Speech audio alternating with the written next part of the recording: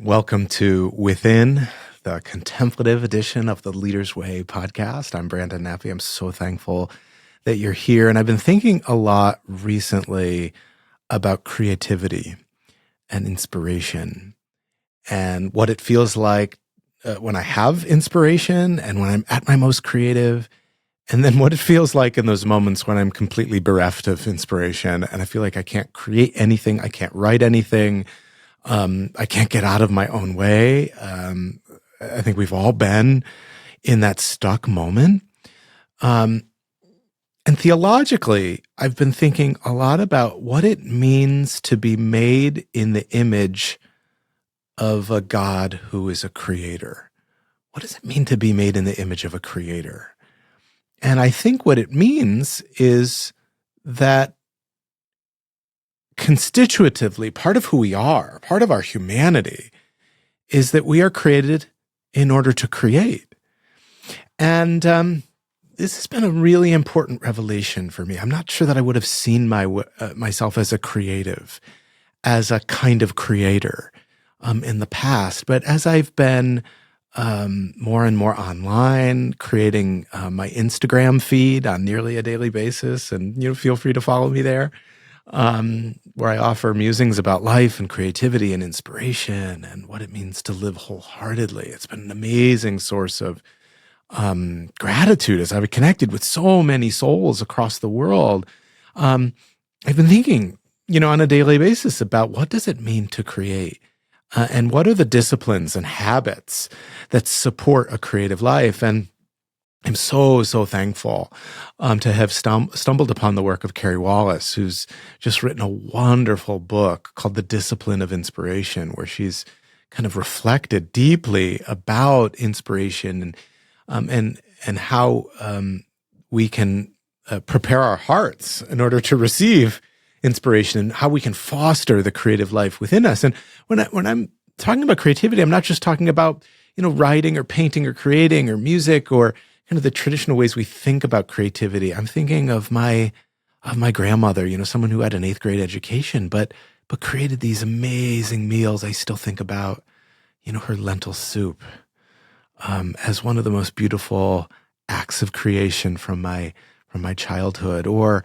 I think about people who love to gather other people. You create dinner parties, and you just gather people together for tea or for coffee. That's an act of creation. Creating a piece of music, but it could also mean just, creating a phone call together, creating a conversation, creating a flower arrangement, creating, a car. I have great respect for people who renovate cars and repair, can fix things, right? My plumber and my electrician are these amazing magicians, and fixing things is a creative act, and all of this is an act of service in the world. So I'm so excited that Carey Wallace has joined us on the podcast. She is the author, as I said, of The Discipline of Inspiration. She's also the author of The Blind Contessa's New Machine, Stories of the Saints, Psalms of Wonder, and The Ghost in the Glass House. She speaks and leads workshops and retreats on the creative life, on the saints, on Psalms, and works to help people from all walks of life build strong creative habits that welcome more inspiration in both art and life. I hope you enjoy this conversation as much as I did.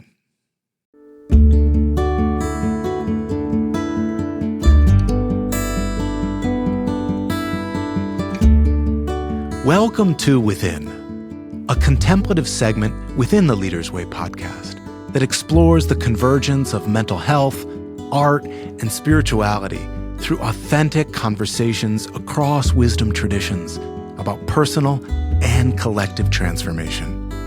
We welcome artists, musicians, spiritual teachers, and healers to reflect on the sacred wisdom needed to heal the world's deepest wounds. Within examines the inner path to wholeness, not through quick fixes or spiritual bypassing, but through courageous engagement with life's profound challenges.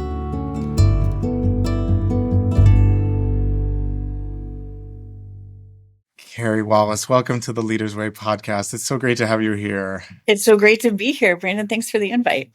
I am so loving your new book. It's like nourishment for my heart and my soul and my creative life. The discipline of inspiration. And I'd love to ask sort of a meta question. Yeah. And that is, what inspired the book on inspiration? Tell me about the genesis story of the book. Yeah, that's a great question. I actually had just published my first novel with a big publisher. And so I had some time on my hands and I was interested in helping other artists create more art. Not because I am a good person, but because I am like a greedy person who needs art to survive in the world. And I knew there were a lot of people not making things who had things in them to make. And so I started a program to help people form strong creative habits, and I created a curriculum for it. And I wanted the curriculum to be primarily artists talking about what their experience had been. And if you look at what the great books on art are out there, the books that people read, the tomes on art, and I am afraid that my book may eventually fall into this category. They are not usually written by the greatest artists, right? Like the long disquisitions on art were not written by Rembrandt. Rembrandt wrote like a lot of letters asking for money, right? That was like his literary output, basically. So what I did was go through, the sort of detritus of many artists' lives across genres and throughout history to look at letters and interviews and places where they had spoken about like what it was like to be an artist. And I was interested in a whole bunch of things. I was interested in the artist's life. Do you have to be unhappy? The artist's character. Do you have to be a jerk? The definition of art, the purpose of art, the artist's religious experience, because my faith was really intimately connected with my art. And what I found was just like radical disagreement about all of these topics, right? And from people who like neither you or I have the wherewithal to like referee if like Toni Morrison and Tolstoy are having an argument, right? Who of us gets to say who's right? So, but what I found in the midst of this melee was this very interesting place of like total disagreement, total agreement, pardon me, which was the experience of inspiration. Inspiration is all over our culture now. Like there are faux places that advertise inspiration with your faux now, right? But when I use the word inspiration, what I'm talking about is the thing that tells you what to make and the thing that tells you how to make it. Right? So you have talent, which means it's like a little easier for you to like sing in tune or draw a perfect ellipse. And then there's also technique, which is the time you spend like honoring your inspiration and your talent by learning a craft, right? The principles of craft. But inspiration is the thing that like lights that all up and makes it worthwhile and lights again in your viewers when or your readers or whoever the audience for your work ultimately is. They're usually, I think, experiencing in the best case scenario some of that same inspiration that you had. And when people talked about this, artists like going back to the Greeks and all the way up to actually Toni Morrison today, talk about it as being something that comes from beyond, that there is a sense that it pre-exists them. There's a very strong sense that it is not them, that it is at odds with sometimes even their own beliefs, their own desires, their own plans. And it also doesn't have to come into the world through them. Like there's an idea that like if you don't take it, it will continue, through the world and find somebody else who's willing to be the vessel for that prompt. And I got very, very interested in this. And I was also interested because I am a person of faith in the fact that people were constantly using religious language to describe it, even if what they needed to do was deny that what felt like a divine visitation was in fact a divine visitation. So you get songwriters like Carole King actually tells everybody that her songs come from God, and her songwriting partner Jerry Goffin says, well, I'm not so pretentious that I would say that my songs come from God, right? But everybody has to wrestle with this idea that it feels like it's coming from something divine. So I thought, what happens if we go ahead and believe this testimony of artists that they are actually in touch with something divine in the act and in the process of creation? And there was a whole book worth of ideas there when I started asking that question. Oh my gosh. Were there any big surprises for you, or even disappointments? Were there some really creative folks who you wanted more from, or you wanted a different answer from? Well, I think one of the places that this applies actually is with the profound disappointments that many of us have with the artists that we love, right? How they have lived, or even some of the things they have made that stand alongside other things that we think are like precious and holy, and they seem like much less than those things to us. And to me, recognizing the spirit of God as the prompt of these creations is a wonderful way to be like, this is precious and holy. And we don't actually have to necessarily throw it out because of the personality of the artist. And I actually think I also am not saying that everybody has to accept everything because God made everything. I think art is a category that's really distinct from some other categories of cultural production. And I think people who have been harmed by various things, people who are very directly impacted by whatever the artist has gotten themselves involved in, are not required to ever have anything to do with that artist again. And I do actually think that there are forms of problematic behavior that call everything else that you've done into question. This is not sort of like an anti-cancel screed, but it is a way to reckon with, I love this song so much. This artist has been so terrible. And I think the flip side of it is it gives us a place to go with that worship response that we have to it, which is God and not the artist. And it also maybe gives us hope for ourselves because none of us have been perfect in our lives. And all of us will probably betray what we wanted to be and who we wanted to be at some point.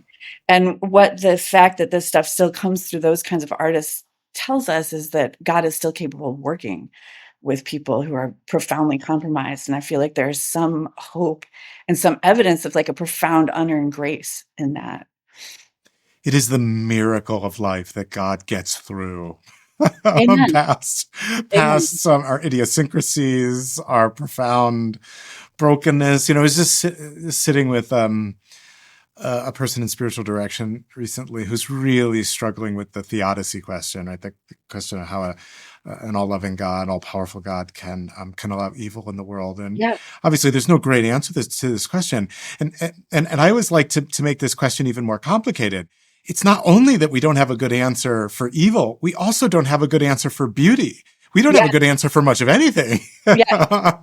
um, and yet, as a person of faith, I have encountered grace and beauty and creativity, and your book sort of tells the story of so much of this creativity. Are there some favorite stories that you have, or favorite learning around inspiration that come to mind? One of them is just sort of putting together the quotes that people have, the ways that people have talked about inspiration. Um, so Ernest Hemingway talks about the fact that when he reads his old stories, he can't believe that he wrote them. He figures he must have read them somewhere, like in the Saturday Evening Post. And Hoagie Carmichael, who wrote Georgia on My Mind, says that great melodies aren't written, they're discovered. Right. That's Mm. that idea that it's somewhere else and you find it. And one of my very favorite stories is kind of tragically, it's from the end of Michael Jackson's life.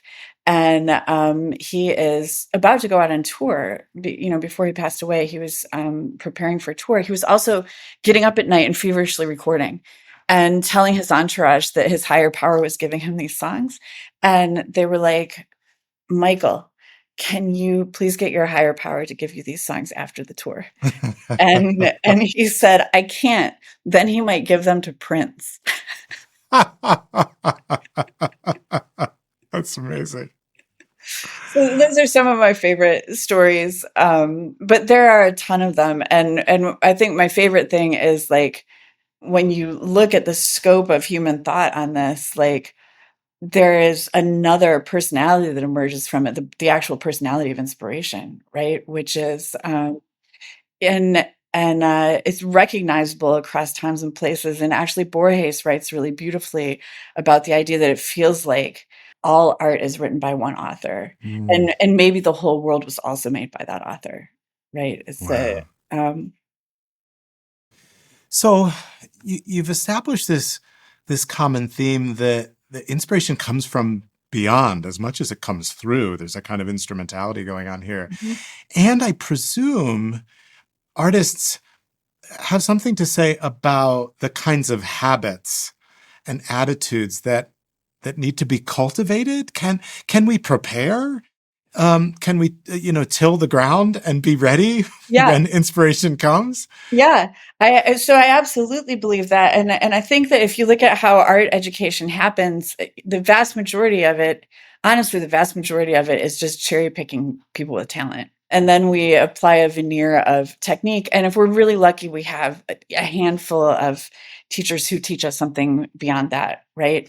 But there's very little sort of rigorous thought on like inspiration and how we get more of it. And if I'm correct that that's actually the fundamental ingredient in art, that's a surprising omission, right? And also not so surprising because inspiration feels very unreliable. It's like, where do we get it? What is it? How do we get more of it? And when I started asking that question, because I immediately asked the question of, if this is true, how do I get more of it? And what I realized is that there's very little in modern life that shapes us to surrender. Like almost everything is like thinking harder, trying harder, optimizing, grinding, like is consuming. And but I when I started thinking in my life, how had I learned anything about this? I realized that my spiritual practices as a Christian believer, which I am not an expert in, like I'm not an expert in um, prayer or rest or something. Like I am stumbling and like bad at all of these things. But to the extent that I had learned anything about surrender, it was through these ancient spiritual disciplines, which we discover across actually all world religions and through much of time.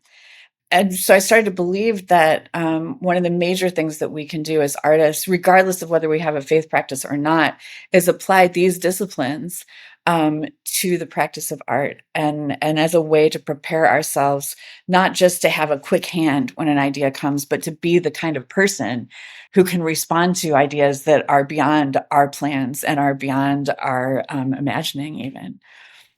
Yeah, I mean, so much of modern life and maybe life in America with its sort of capitalist um, texture um, drives us toward efficiency, drives us Yep. toward motion, drives us toward competition, Yep. comparison, makes us resist rest.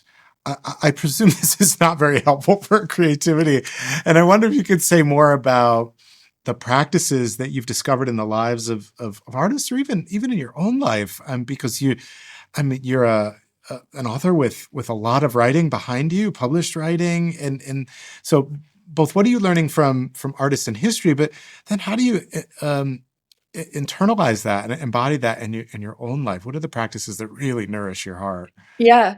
Well, I think what you see with artists through history is a lot more rest, a lot more times staring into space, a lot more comfort with wasting time. Sometimes that's because like creation was a luxury sport, right? It's like Tolstoy is like Right. royalty, right? So this is why he can do what he does, because he's got time on his hands as the landed gentry.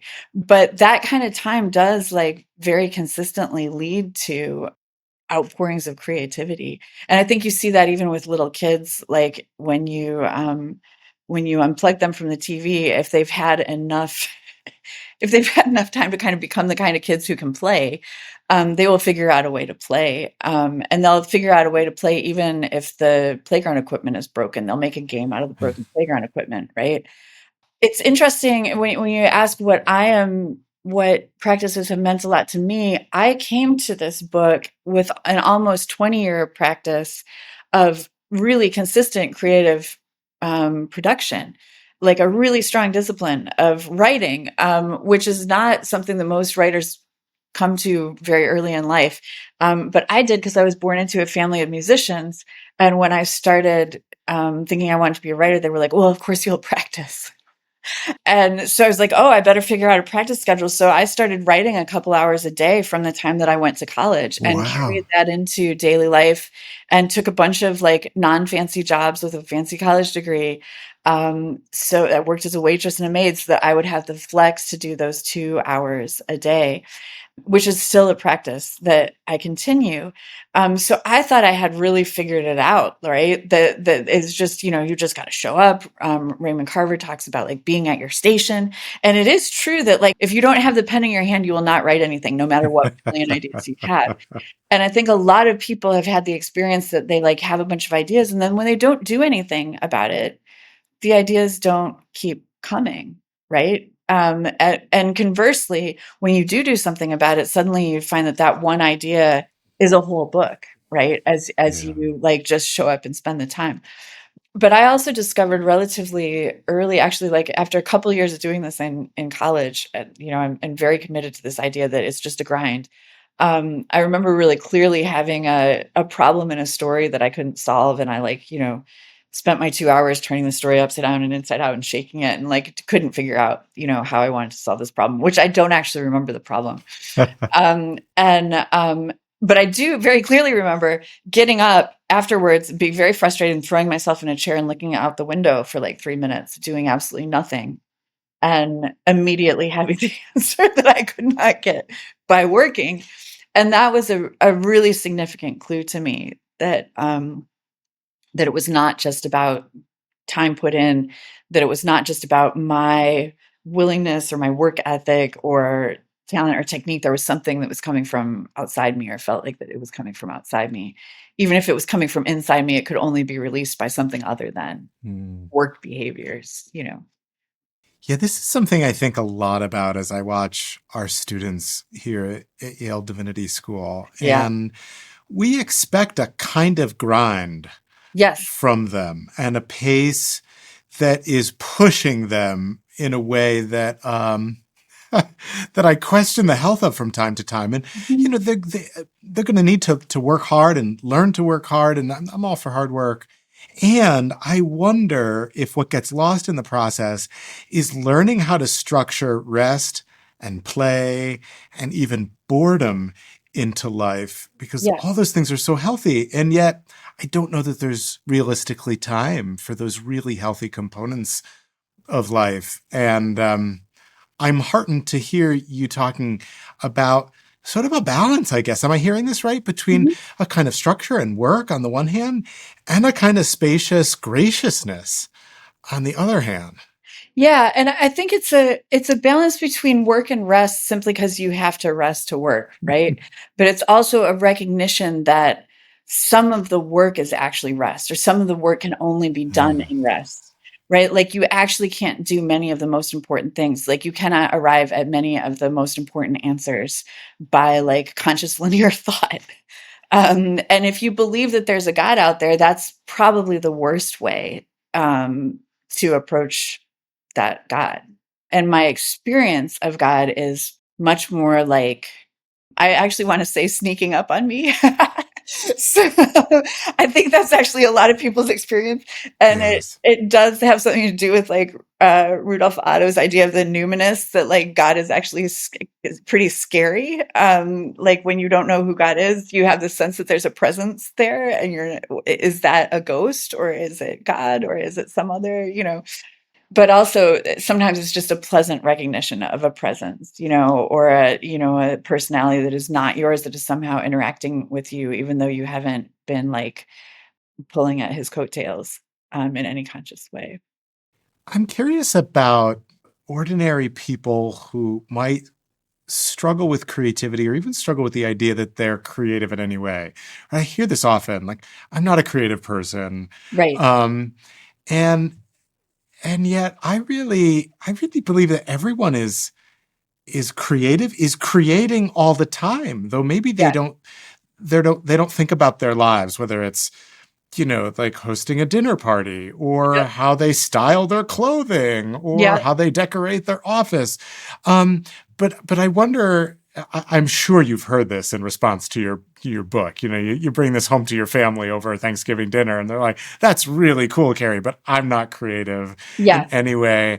Like, what did you learn over this process about sort of everyday, ordinary creativity?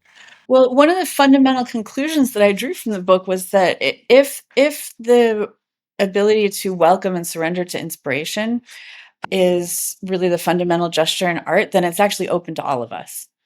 And it's open. You don't have to have talent. You don't have to have earned technique. You might drive yourself crazy trying to answer inspiration without, some of those. But there are a lot of people who make really interesting things without like a lot of talent and technique, and they just respond to inspiration. And sometimes the things they make are like really extraordinary.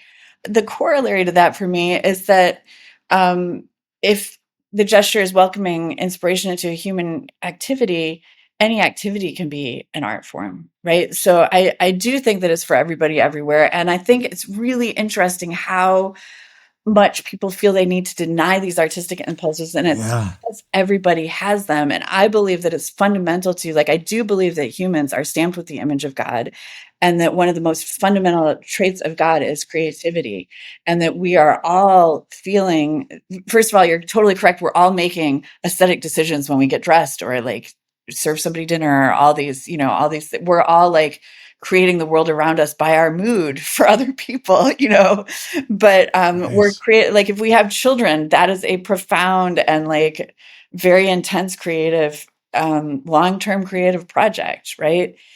That requires a lot of the same things that any other creative project requires. And what I've discovered as I tell people about this book, as you've mentioned, I remember I wrote a young adult book about a little girl who falls in love with a ghost who can't remember who he was before he died. And when I published that book, all these people who seem like really stable, normal people were like, here's my experience with a ghost.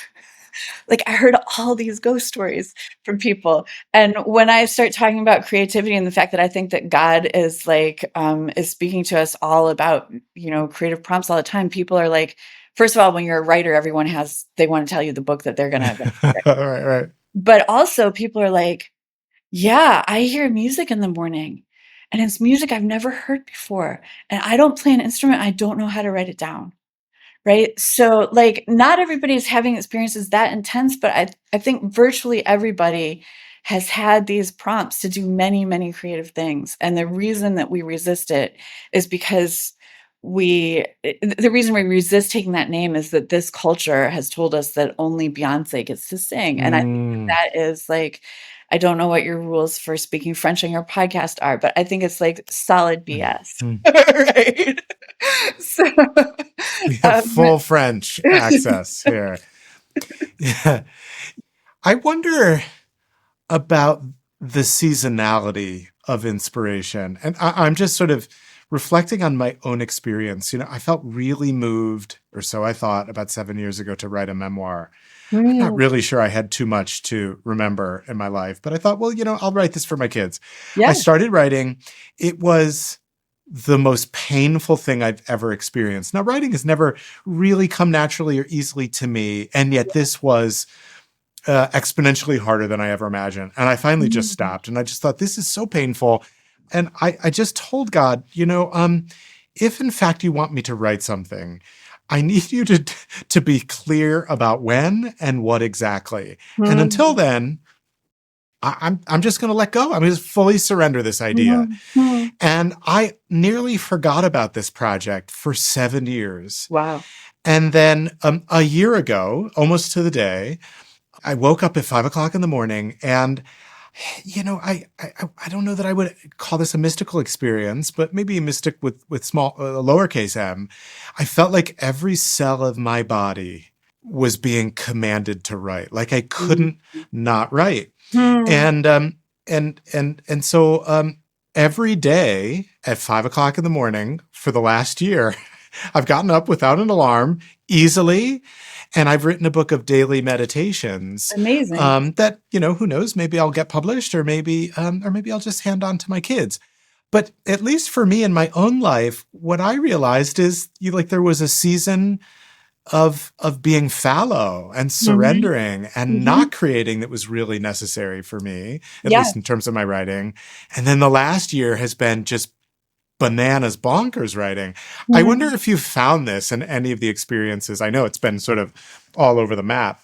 But do other creatives experience this seasonality and inspiration? Yeah, absolutely. And I think it's it's one of the troubles with the industrialization of art production in our culture, right? Is that like you actually just need to sleep for 3 years, but you have a contract for a record or for a book, Oh, and right. actually like you have a book that's like pretty good and it needs to sit for a year and then you need to come back and look at it, but you're going to actually hand it in and publish it to everybody before you get a chance to do that, right? Mm, And to some extent, it's like Shakespeare, as far as we know, never had that time. Like he dies very young. He seems to write one of those plays like every, like let's say every half a year, right? He is writing more than one of those plays a year.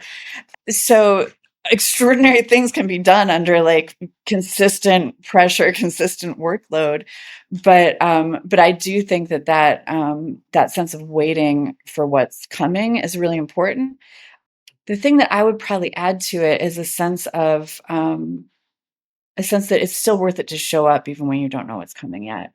And I think your story seems like a very personal and very beautiful one. And the pain in the beginning, I think, is really significant. And the fact that you were willing to back out of that and wait for the word, the literal word, I think is really important. But I also think that if somebody is on the track of wanting to be an artist with a practice, it sure. makes sense to keep showing up and keep sketching and keep capturing little things that might then become part of some other thing that you do, or might turn into something that's not even the project you think you've been beating your head against Yes. all this Right, time, right. you know? And in fairness, I had the luxury of not needing to support Yeah. myself through that project, right? It was a sort of a passion project. Yep. I wonder if you have a personal story about inspiration showing up in a surprising way or in an unexpected way. Unlike me, you are sort of a professional writer, and I wonder if you continued to be surprised by the way in which inspiration and grace sort of arrive in your lap. Yeah, I do, and I'm grateful to be surprised by it. I've actually been surprised by how long I've been asked to rest. Ah, In some periods, like we've gone through things with sort of things that happen in families, like illnesses where I was helping people through an illness, that kind of thing, where I just was not able to write mm, and thought I would be able to get right back to work. And actually wrote an entire novel shortly after one of my relatives recovered from cancer. And that is like that will hopefully one day be a really good book, but that draft is unusable because I did not have any inspiration. What it is a record of what I can do with my talent and technique, and ah, it's garbage. Like, so that was a surprise, and also, an underlining of this theory for me. I was, yeah, um, yeah, so I wonder maybe if you can translate your learning for a lot of our listeners who are clergy and spiritual leaders, and many of whom have to get up on a Sunday morning and preach a sermon. yeah, And I mean, spiritual leaders and clergy have many ways in which they're being creative throughout the week. sure, Um, but this weekly discipline of standing up and offering a teaching, offering a word, creating a sermon is often the most exhilarating, daunting, scary, burdensome, enlivening experiences in the life of certainly our graduates. And I wonder if you can sort of translate some of your work to the weekly rhythms of clergy life and sermon production. So I have, for some reason, done a bunch of the work around this book with clergy. So Ah, the classes that I and some of the speaking that I've done has been with clergy members, and one of the things that I think is really interesting for them to do is figure out what their own thing is that is not their sermon. So ah, so I worked with a group of clergy most recently where one of them was working on an essay, about the foundations, like, basically the foundational story of his own faith and whether he had remembered it correctly or not, right? So it gave him this space to, like, work on something that was not for others, right? And another one of them was a person who had really significant trauma in their body, from medical stuff and from other things. Like, the idea was to form a creative habit in this group, and they were just doing the simplest craft projects to come back into their own body and yeah. have their hands, be moved by their own spirit and to connect their body and spirit again when their spirit had kind of wanted to flee this body. And I actually think that that work is a kind of self-care that is profoundly important for clergy who are never supported well enough and Yeah. who are always doing 4 full-time jobs without enough resources. You know, everybody who's clergy is like, yeah, but when am I supposed to do that? That's impossible. What are you talking about? I still want to make that pitch for like looking for a moment that you can do something that is a creative thing, that is your thing for Mm. even half an hour during your week, Yeah. and even carving that out of your sermon prep if you need to.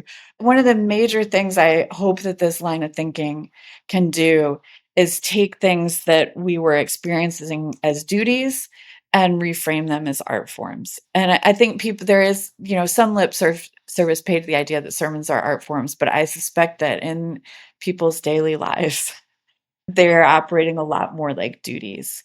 And so I think that practices that might help you reframe it as an art form, might reframe it as play, might, you know, and I suspect for every person it's going to be different. I suspect there are some people that have no problem sitting down and punching these out like clockwork. And those people maybe need to like rest until the last minute and then write whatever's there that, you know, and there may be other people who are, you know, have a format that works really well for them or whatever. Departing from that, I think might be really interesting. But I think that probably most of the people who are listening in a very short meditation could have some idea about like what practices they're using to do those sermons. And they you might actually already have some ideas of like what changes might welcome God more deeply into your sermon prep. But at the same time, I realized that it's a, you know, like beautiful tile work can be an art form, but also sometimes you just need tile in the kitchen. You just need the tile laid in the kitchen on time, right?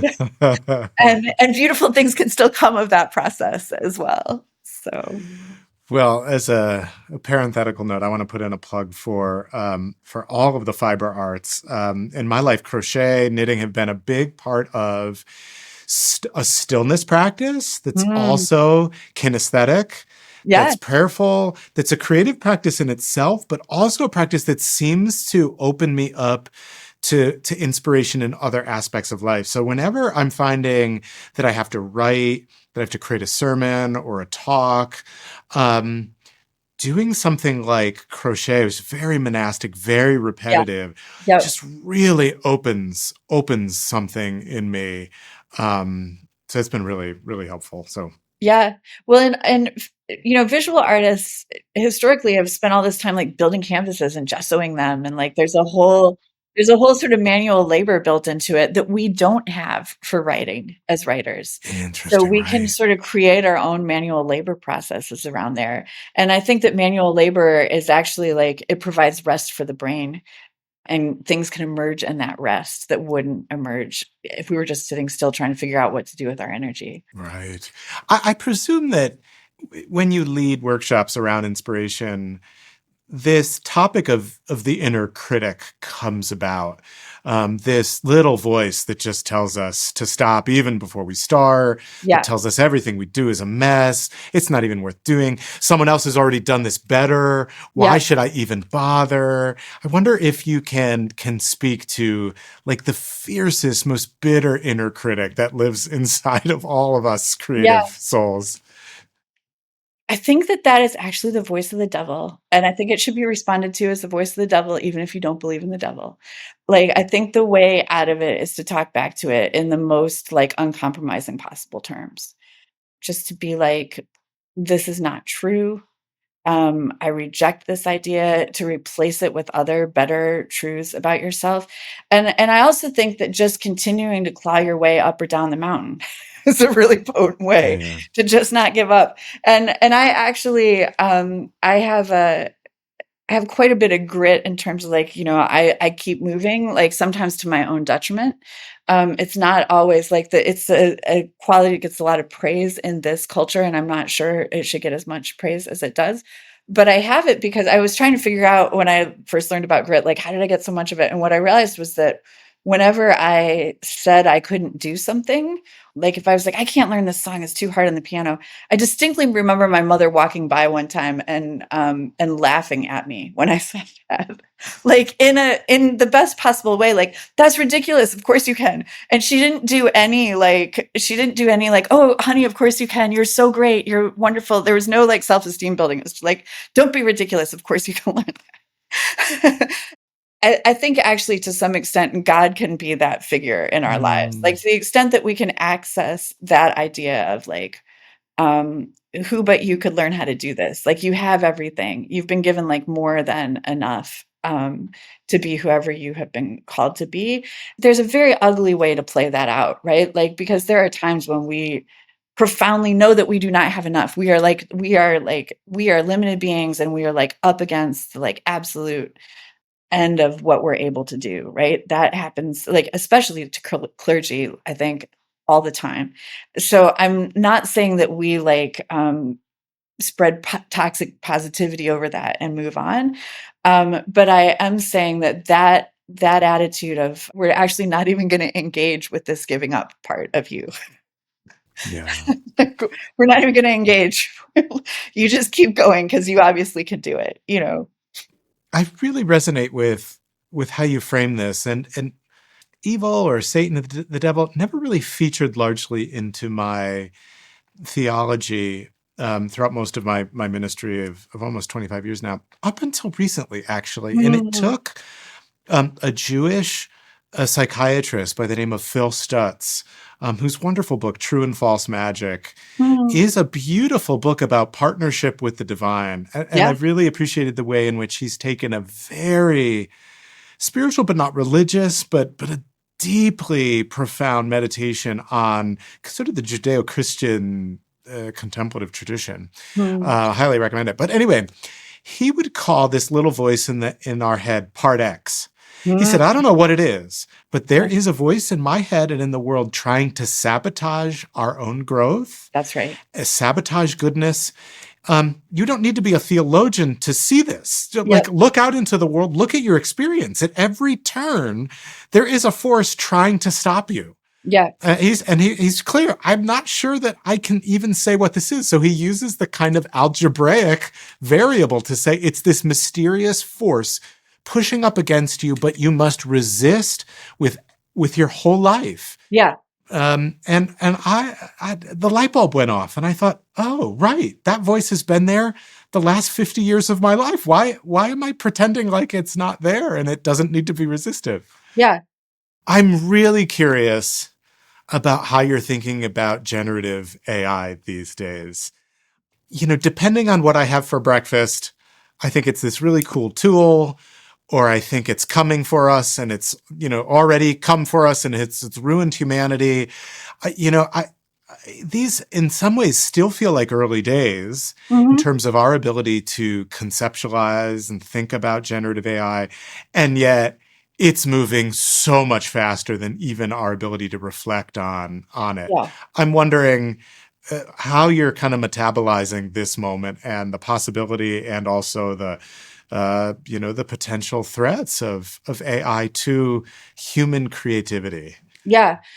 The most important thing for me to start any conversation with AI on is that it's just all fully based on plagiarism, right? Like the people who create, like, Google paid Time Magazine for their content of their writers, but their writers did not get paid for it. And, Right. I just signed up for a fun lawsuit where somebody might pay me $3,000 for every book that I wrote that was eaten by an AI and spit back out because they Ooh. didn't get the rights, right? And whatever we're possibly being paid, even at the very top end, is not anything like the lifetime of income we need to continue doing our work. And the other thing is that it's actually not, I don't think, generating anything. It is recombining things, right? So it is, to my mind, basically showing you the limits of what you can do with like stolen talent and technique, right? But Right. it doesn't ever have actual inspiration. Like nobody ever wakes a machine up in the middle of the night with like an irresistible, sense of being compelled to write. I think it is a civilization ending, potentially civilization ending event. We're sort of in a bizarre place because I haven't heard anybody really asking the question of like, if we're going to depend on this AI for the rest of the time, and nobody is really going to be able to afford to write articles or books or songs or plays or any of this stuff and paint paintings. Because I just, like one of my favorite TV shows is now using AI drawings instead of hiring an artist to like draw the drawings. Oak Island using AI drawings, right? It's like, Mm-hmm. so, but what does that mean for like, what is cultural production going to be? Are we going to be stuck in basically like the cultural pinnacle of the late 90s, which is sort of the midstream of where all this stuff is coming from for the rest of all time? Are we just going to be like recycling those songs and like ideas and images?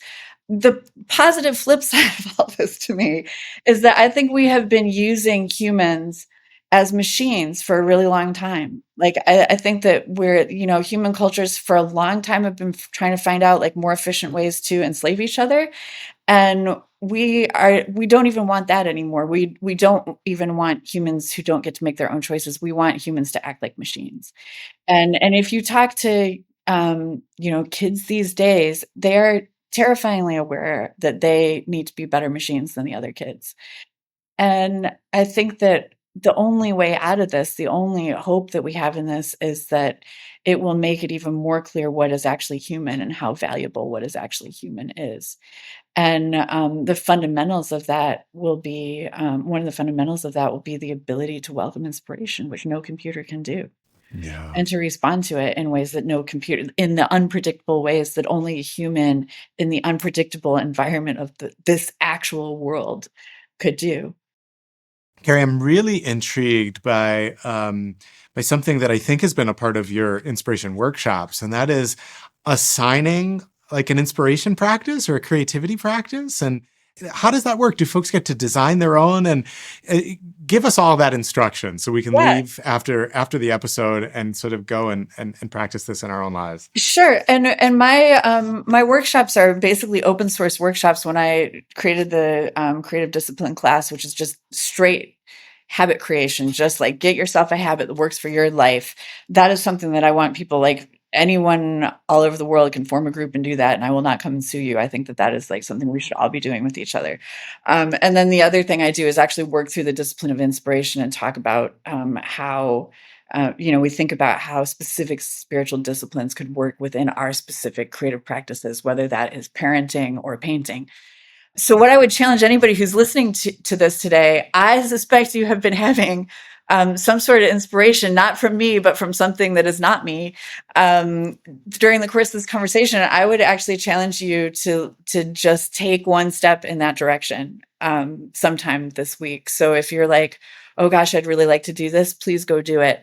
And actually, if you're like, that seems really hard, maybe that is actually the correct direction to go. Like, I think Brandon is right that we do have like that resistance can actually be a signal to us. And one of the things I realized that connected creativity and spirituality for me was that I had a habit of prayer, I had a habit of creation, and both of those got challenged in the same ways. Like, it was hard to do both of those in the same ways. Mm. And it made me realize maybe creation is a form of prayer. If prayer is a connection with something, spiritual beyond us. So I would just encourage you to make that connection, either figure out a way to just make a little something here and there, or think about one of these spiritual practices and how you might want to spend even a few minutes each day doing one of them in a way that might open up more art and less duty in your life. The discipline of inspiration is such a sweet, beautiful offering to the world. Carey Wallace, thank you for being here and for giving this gift to the world at this important time. We're so thankful for you. Well, thank you so much for the conversation, Brandon. I always love talking with you. Thank you for listening to Within, the contemplative segment of the Leader's Way podcast. We trust this conversation has provided nourishment for your own growing and healing. Until next time, may you find deep peace and courage in all you do.